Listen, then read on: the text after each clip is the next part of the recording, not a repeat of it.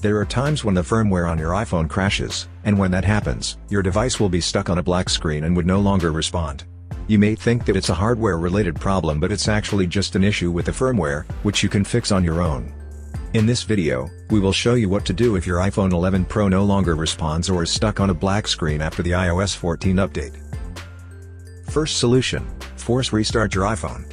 Most of the time, when a high-end smartphone like the iPhone gets stuck on a black and unresponsive screen, it's due to a firmware crash.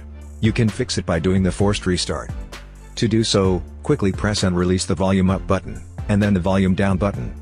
Immediately after that, press and hold the power key for 10 seconds. This will force the phone to boot up. When the Apple logo shows, release the power key and wait until your iPhone finishes the reboot. In most cases, this procedure will fix the problem. So if you're able to make the logo show on the screen, that's a sign that the problem is fixed. Second solution: charge and do the forced restart.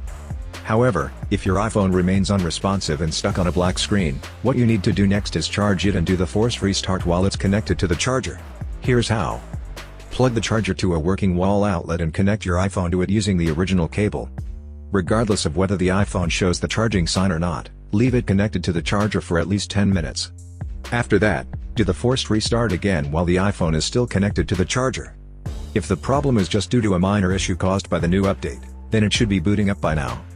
But if your iPhone 11 Pro is still stuck on the black screen of death after doing these procedures, then the problem can be with the hardware.